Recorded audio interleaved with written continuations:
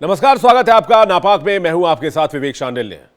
नापाक वो मंच जहां पाकिस्तान के हर झूठ को बेनकाब किया जाता है, पाकिस्तान की हर साजिश की पोल खोली जाती है, जहां पाकिस्तान की हर नाकामी का पोस्टमार्टम किया जाता है। यह वही पाकिस्तान है जो दुनिया के सामने शरीफ बनने का नाटक करता है, जिसके प्रधानमंत्री का नाम है शहबाज शरीफ। लेकिन प्रधानमंत्री के नाम में शरीफ लग जाने से कोई मुल्क शरीफ नहीं होता। इस मुल्क की एक ही कहानी है, आतंक और धोखे की नीयत वाली कहानी। आज नापाक में हम आपको दिखाएंगे पाकिस्तान का वो दोहरा चेहरा जो मुस्कुराकर हाथ तो मिलाता है, लेकिन पीछे से वार करने से नहीं चूकता।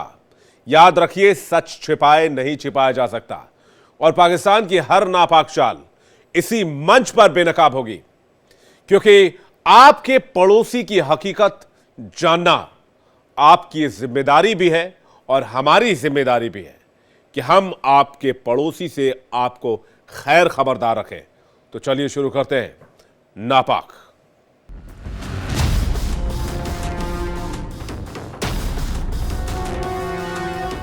शहबाज शरीफ की बेइज्जती तो पूरी दुनिया ने देख ली, आपने भी देख ली, हमने भी आपको दिखाई। ना कोई तवज्जो, ना कोई अहमियत, लेकिन करतूतें तो असीम मुनीर की हैं। भुगतना पड़ता है शहबाज शरीफ को। यानी साफ है, पाकिस्तान का भविष्य न तो शरीफ के हाथ में है और ना ही जनता के पास। सारा कंट्रोल है जनरल मुनीर के पास। शहबाज शरीफ की भारी बेइज्जती के बाद बड़ा फैसला आया है। एक रिपोर्ट देखते हैं।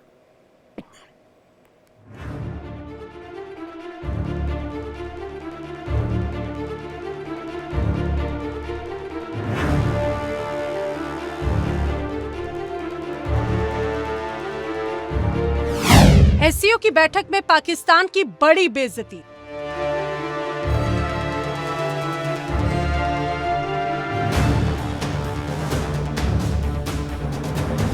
शहबाज नहीं, मुनीर देखेंगे चीन की मिलिट्री परेड।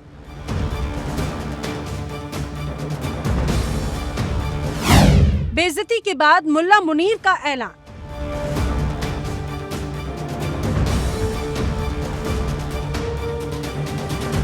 चीन के तियानजिंग में हुए एससीओ शिखर सम्मेलन में भारत की कूटनीति का दम साफ नजर आया। एक तरफ प्रधानमंत्री नरेंद्र मोदी और रूस के राष्ट्रपति व्लादिमीर पुतिन की गहरी दोस्ती चर्चा में रही, तो वहीं दूसरी तरफ पाकिस्तान के प्रधानमंत्री शहबाज शरीफ को किसी ने पूछना भी जरूरी तक नहीं समझा।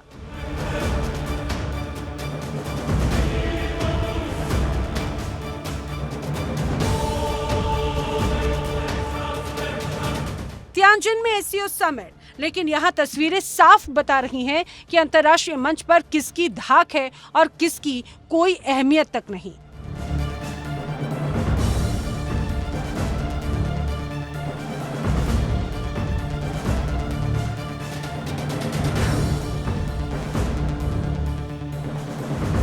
लेकिन इन सारी मुलाकातों और चर्चाओं के बीच सबसे ज्यादा शर्मिंदगी पाकिस्तान के प्रधानमंत्री शहबाज शरीफ को झेलनी पड़ी। पूरे समिट के दौरान वो हाशिए पर खड़े रहे, ना तो किसी ने उन्हें तवज्जो दी और ना ही अहम बातचीत में शरीक किया।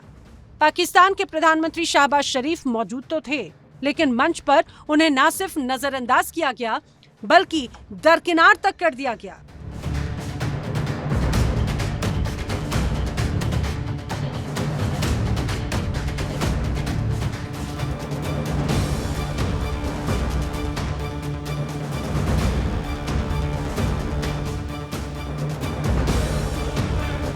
एससीओ सम्मेलन में पाकिस्तान के प्रधानमंत्री शहबाज शरीफ की हुई बेइज्जती अब पाकिस्तान की राजनीति और विदेश नीति दोनों पर असर डाल रही है। यहाँ तक कि चीन ने भी शहबाज को खास तवज्जो नहीं दी और पाकिस्तान को दुनिया के सामने शर्मिंदगी झेलनी पड़ी।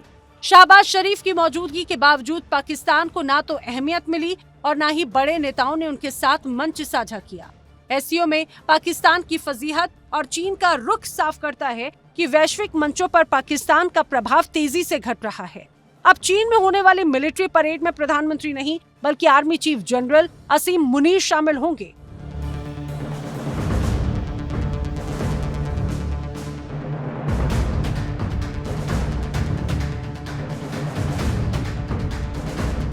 बीजिंग की इस परेड में पाकिस्तान की नुमाइंदगी सेना करेगी, न कि सिविल सरकार। विशेषज्ञ मानते हैं कि ये पाकिस्तान की कमजोर होती लोकतांत्रिक सरकार और बढ़ते फौजी दबदबे का सबूत है। शहबाज शरीफ की बेइज्जती और आर्मी चीफ की बढ़ती भूमिका पाकिस्तान में असली ताकत किसके हाथ है, ये एक बार फिर साफ हो गया।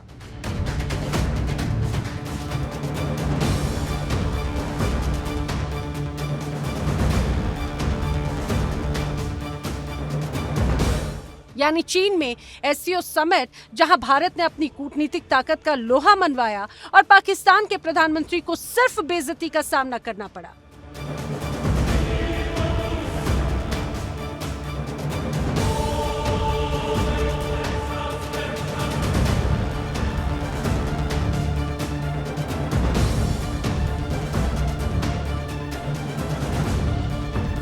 पाकिस्तान की राजनीति हो या विदेश नीति, दोनों पर सबसे ज्यादा दबदबा वहां की सेना का रहा है।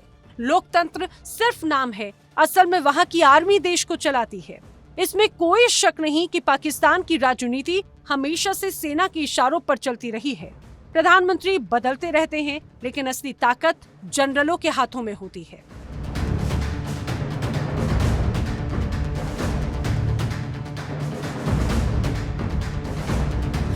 पाकिस्तान में लोकतंत्र में सेना का शासन, पीएम तो सिर्फ मोहरा, असली खिलाड़ी आर्मी। विदेश नीति, आर्मी की मोहर, पाकिस्तान मिलिट्री कंट्रोल्ड स्टेट।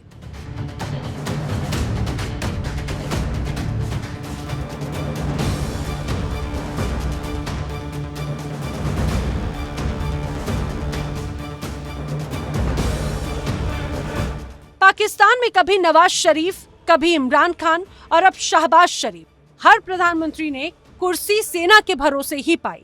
जिसने सेना की बात नहीं मानी, वो सत्ता से बाहर कर दिया गया। विदेश नीति में भी वही हाल है, चाहे अमेरिका हो, चीन हो या फिर खाड़ी देश, पाकिस्तान की ओर से सेना ही लीड रोल में रहती है।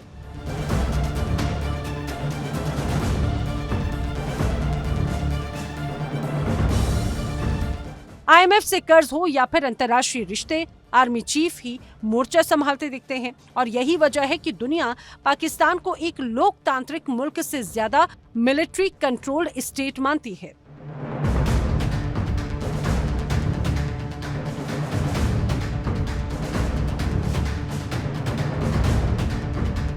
साफ है कि पाकिस्तान की राजनीति और विदेश नीति पर सेना का दबदबा लगातार बढ़ता जा रहा है। चीन की परेड में आर्मी चीफ का शामिल होना भी उसी का एक और हिस्सा है और उसी की एक मिसाल है।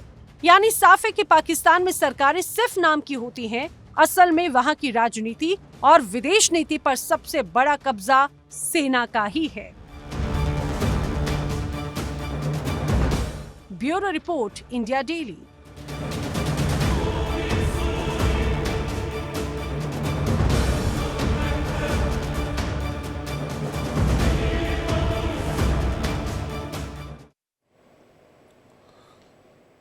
पाकिस्तान में आसमान से आफत बरस रही है, पानी में आवाम डूब रही है, घर, खेत, दुकानें सब पानी की जद में हैं, हजारों लोग बेघर हैं, सैकड़ों जिंदगियां मौत से जूझ रही हैं। दूसरी तरफ शहबाज सरकार के रक्षा मंत्री बेशर्मी की हदों को पार कर रहे हैं।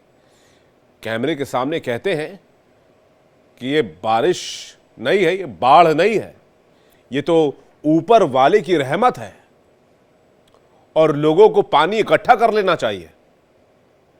तो सवाल यह है कि इतनी बड़ी तबाही को रहमत कहने वालों को अक्ल कहां से आती है? जो सरकार अपनी लोगों की सुरक्षा नहीं कर पा रही है, लोगों की जान नहीं बचा पा रही है, वो अपनी लाज बचाने के लिए, अपना मुंह छिपाने के लिए एक त्रासदी को रहमत का नाम दे रहे हैं।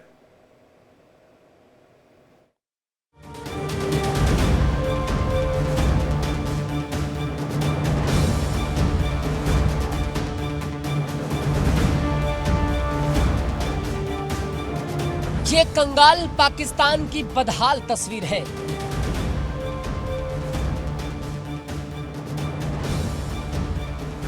जिस तरफ नजर जाए सिर्फ पानी पानी दिखाई देता है। जमीन और आसमान के बीच अब फर्क नहीं बचा। कुदरत ने ऐसा तांडव मचाया कि पाकिस्तान का नक्शा अब नीला नजर आ रहा है। ये कोई आम बारिश नहीं, ये तबाही है, बर्बादी है, बल्कि यूं कहे कि कयामत है। और इस प्रलय में डूब रही हैं जिंदगियां। बारिश की कुछ बूंदें तो सुकून देती हैं, लेकिन जब आसमान अपने सारे बादल एक साथ बरसा दे तो सुकून नहीं, तबाही मिलती है। यही पाकिस्तान में हुआ, जहां कुछ घंटों की बारिश ने नाकारे सिस्टम की, भ्रष्ट सरकार की और लापरवाह हुक्मरानों की पोल खोल दी है। लगता है पाकिस्तान की बेशर्म हो चुकी शहबाज सरकार आपदा में अवसर का मतलब ही बदल डाला। जहां दुनिया इस मंजर को तबाही बर्बादी कह रही है, वहां ये साहब खुदा की नेमत बताकर अपनी नाकामी पर पर्दा डालकर छीछा लेदर कर रहे हैं। खुद महलों में ऐश की जिंदगी गुजारने वाले पाकिस्तान के रक्षा मंत्री ख्वाजा आसिफ कुदरत के कहर को अल्लाह की रहमत करार दे रहे हैं। इनके मुताबिक लोग बाल्टियों में पानी भर लें, इसमें बरकत ही बरकत है। मौसम ने पाकिस्तान को ऐसा धोया जैसे पुराने जमाने में दादी माँ कपड़े रगड़ती थी। बाढ़ ने गांव डुबोए, शहर बहाए और घर बेघर हुए। लेकिन जनाब, सरकार के मंत्री कह रहे हैं ये तो रहमत है। वाह, क्या बात है जनाब, क्या बात कह दी आपने। बरकत भी ऐसी कि लोग घर छोड़ने पर मजबूर हो जाएं। अगली बार सूखा पड़े तो शायद सरकार कहे कि ये तो सब्र का इम्तिहान है, पानी बचाइए और आंसू बहाइए। बादल बरसे लेकिन राहत नहीं, तबाही बरसी, नदियां उफान पर लेकिन निकम्मी सरकार नींद में है। पाकिस्तान में भारी बारिश ने हद पार कर दी है।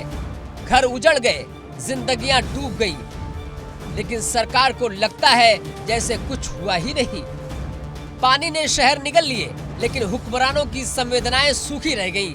कराची से खैबर तक, लाहौर से बलूचिस्तान तक, हर तरफ एक ही आवाज है, बचाओ सरकार बचाओ। लेकिन सत्ता के गलियारों में सन्नाटा पसरा है और खामोशी की चादर ओढ़े हुए चैन की नींद सो रहे हैं। बाढ़ के बीच जनता चीख रही है, लेकिन सरकार के कानों में सिर्फ रहमत की गूंज गूंज रही है। यहाँ लगता है कि मुआवजे से ज्यादा दुआओं पर भरोसा है, क्योंकि सरकार खामोश है और इमरान खान की पार्टी आपदा में अवसर देख रही है। जनता खुद दर्द बयां कर रही है। एक तरफ कर्ज के बोझ से दबा मुल्क, दूसरी ओर हर साल आती बाढ़ें।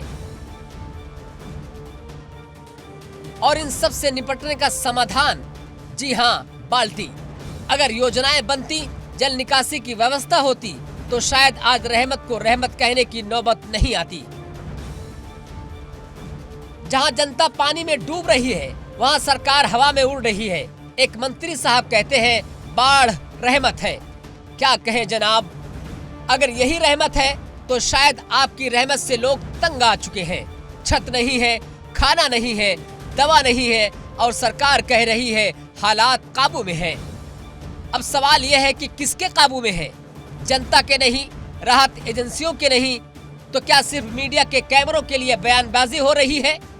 तमाशा करने के लिए सरकार के नुमाइंदे हालात का जायजा लेने का दिखावा कर रहे हैं, लेकिन न तस्वीर बदली न तकदीर।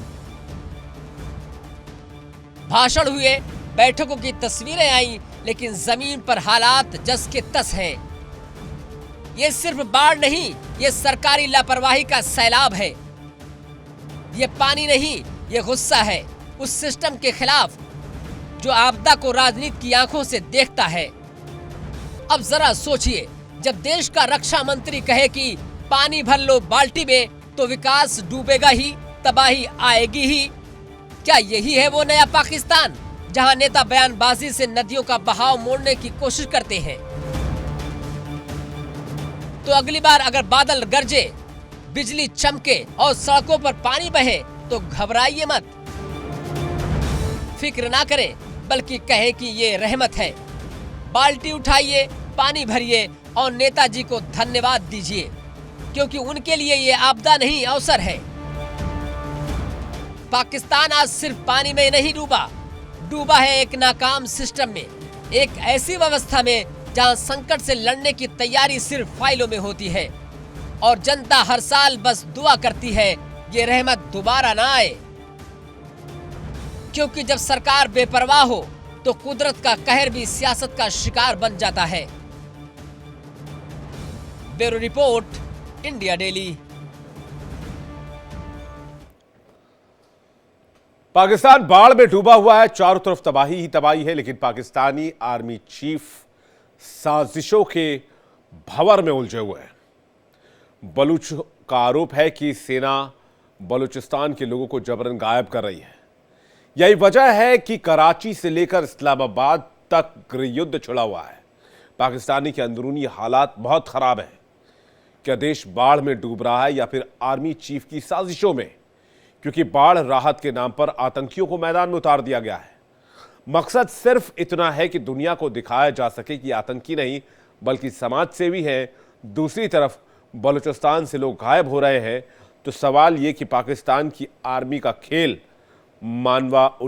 मानवाधिकार उल्लंघन का मेल बन गया है।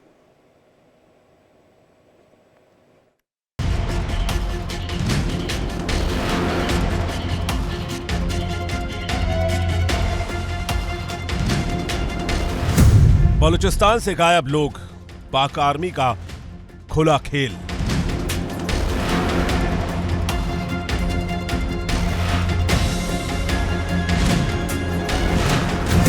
पाकिस्तान डूबा बाढ़ में, जनरल डूबा साजिश में।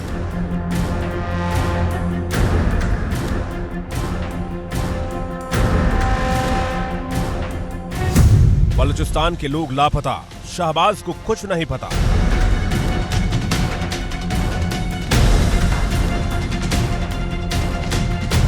कराची से लेकर इस्लामाबाद तक पाकिस्तान में गृह युद्ध।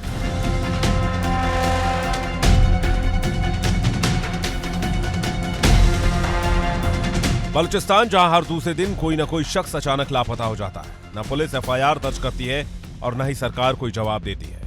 परिवार सीधे तौर पर पाकिस्तान आर्मी पर आरोप लगा रहे हैं।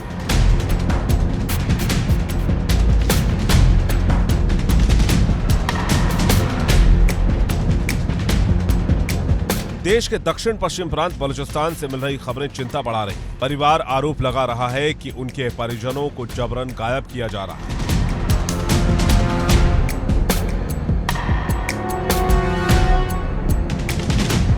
और कराची, क्वेटा और इस्लामाबाद में प्रदर्शन जारी है।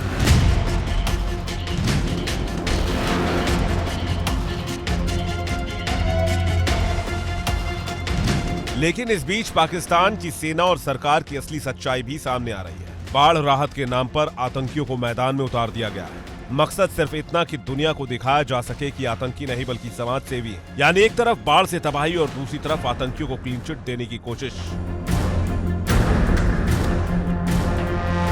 और बलूचों का दमन। पाकिस्तान की जनता मुसीबत में है, लेकिन उसकी हुकूमत अब भी सियासी और आतंकी खेल से बाज नहीं आ रही।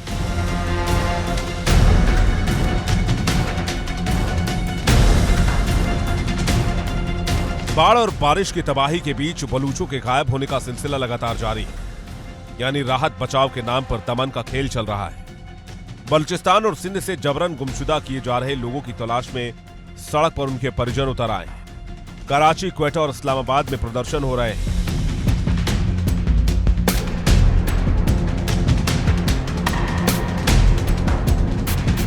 बलूचों का कहना है कि हमारे बेटों को घर से उठा कर ले गए। हमें पता नहीं वो जिंदा है या मर चुके हैं। हमें तो बस सच जानना है।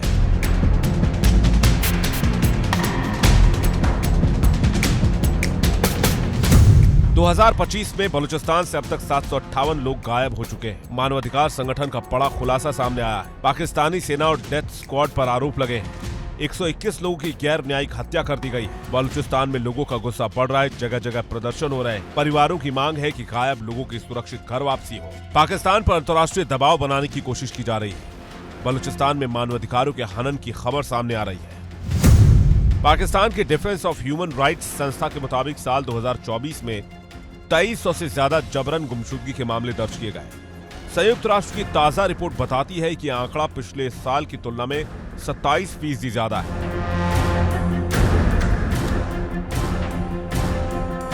रिपोर्ट के मुताबिक पाकिस्तानी सेना और खुफिया एजेंसियां बिना किसी कानूनी प्रक्रिया के नागरिकों को उठाकर गायब कर रही हैं। इनमें राजनीतिक कार्यकर्ता, पत्रकार, छात्र और यहां तक कि आम नागरिक भी शामिल है। बलूचों का कहना है कि यह कोई इत्तेफाक नहीं है, बल्कि एक सिस्टमैटिक प्लान है। आरोप है कि पाकिस्तानी सेना बलूचों को दबाने के लिए लोगों को जबरन गायब कर रही है। कई महीनों से, कई सालों से सिलसिला जारी है, जो बड़े पैमाने पर विरोध की वजह बन चुका है।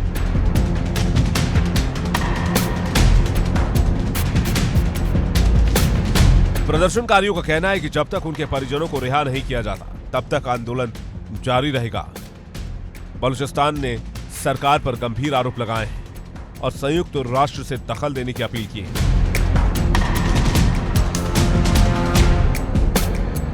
बलूच समुदाय की आवाज अब पाकिस्तान के बाहर भी गूंज रही है। कनाडा, अमेरिका और यूरोप में भी पाकिस्तानी आर्मी के खिलाफ विरोध प्रदर्शन हो रहे हैं। बलूचों का कहना है कि यह मानवाधिकारों का सबसे बड़ा उल्लंघन है।